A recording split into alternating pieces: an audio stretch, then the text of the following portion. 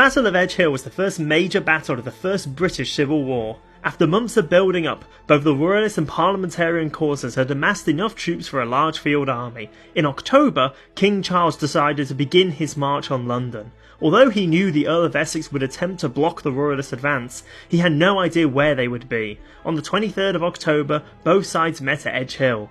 Both sides had about 15,000 men deployed on the field.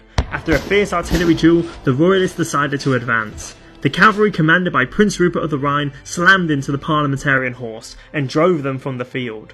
Rupert and his cavalry chased the Parliamentarians off the field and began to loot the baggage train. At the same time, the Royalist cavalry commanded by Wilmot and Digby drove the other flank of Parliamentarian horse from the field as well. Seeing their cavalry break so quickly, many of the Parliamentarian infantry broke and began to retreat. The infantry that remained managed to hold their ground and, with the assistance of some reserve cavalry regiments, began to break through the Royalist centre. During this breakthrough, the King's standard was briefly captured and the Prince's escorts were almost overrun. As darkness fell, the Royalist forces had been pushed back to their starting point earlier that day. The losses on both sides were quite even, with 500 dead and a further 1,500 injured. The next day, the Earl of Essex withdrew to Warwick Castle, leaving open the road to London. King Charles, however, chose to stop his advance and instead retreat back towards Oxford.